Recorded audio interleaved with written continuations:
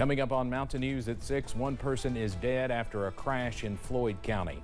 And firefighters see a forest fire nearly double in size before being contained in Clay County. We're looking quite clear on satellite and radar right now. I'll have more information on current conditions coming up. Dedicated to Eastern and Southern Kentucky, this is WYMT Mountain News at 6. One person is dead after a single vehicle crash in Floyd County. This crash happened this morning in the Grethel community. Police say it was on Route 979. They say 59-year-old Ken Tackett of Beaver likely suffered a medical emergency before his vehicle hit a tree. He was pronounced dead at the scene. 3 men are behind bars after police found at least 3 pounds of meth in Laurel County. London police say their special investigation unit found a vehicle on Kentucky 80 near Motel 6, which then led to a traffic stop. Through an investigation, at least 3 pounds of suspected meth was seized. Carsey Lofton, Larry Anderson, and Justin Everhart, all of Ohio, were taken to the Laurel County Correctional Center. In Wayne County, a man is facing charges after police say he attacked another person with a knife. Police responded to a report of someone cutting another person's tires with a knife this morning. When they arrived, police saw what appeared to be a fight between multiple people. Police say they then saw a person getting off the ground with knife cuts. Michael Santiago Lopez was arrested and taken to the Wayne County Detention Center. A woman involved in a deadly crash appeared in a Pulaski County courtroom. 19-year-old Kaylee Dismuke was driving a Jeep Wrangler when she collided with someone who was on a moped out of Cincinnati, Ohio. The person on the moped was later pronounced dead after they were taken to the hospital. Dismuke is set to return to court for a preliminary hearing next Wednesday. We're looking mostly clear on satellite and radar right now. There is a little bit of rain in some places, just a teensy bit, especially in those Tennessee counties coming from the south. So that's something to look out. But the rest of us, we're just seeing a little bit of clouds. With those current temperatures, though, it's going to be mostly just a beautiful day. We're seeing the upper 70s for most of the area still. A little bit cooler as you're heading to Grundy in the 60s, 68 degrees, and 70 as you're heading to Wise. We will continue to cool down as we're going into the overnight hours, looking at the upper 50s for the most part, with some places even in the 60-degree range. 60 for Hazard, Prestonsburg, Logan, and 62 if you're heading to Jackson. But if you're going to want to see those hour-by-hour forecasts, download the WYMT First Alert Weather app, where we'll give you that information. And looking at the next couple hours, we'll see those clouds stay with us, with those temperatures dropping ever so slightly to our low temperatures. Steve? All right, Megan, thank you. A forest fire in Clay County is now contained thanks to fire suppression efforts. Alexa Minton was out with firefighters who want folks to remember to be cautious during fall forest fire season.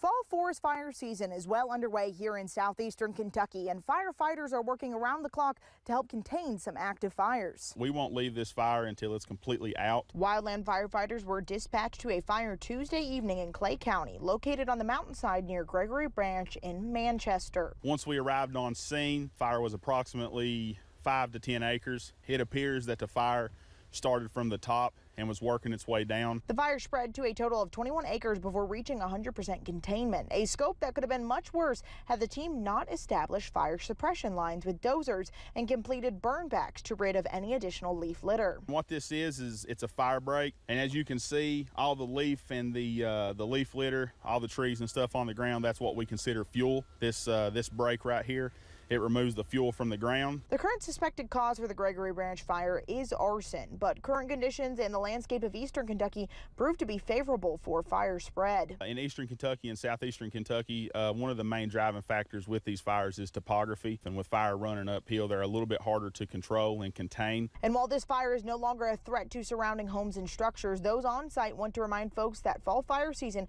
will continue all the way until December 15th. While they are out enjoying this time of year, and the weather that we are having here in late October, just abide by the fire season restrictions. No burning between 6 a.m. and 6 p.m. Within 150 foot of a wood line. And 2, if they was to see any smoke or anything like that, just immediately call 911. In Clay County, Alexa Minton, WKYT. While that fire is contained, firefighters are staying on scene until there is no smoke or flames within the containment zone. 1 year after an investigation by our sister station revealed hundreds of Kentucky's foster kids were sleeping in offices, state parks, and ERs, state officials are digging in. The investigation comes more than a few years since Kentucky recognized they had this problem.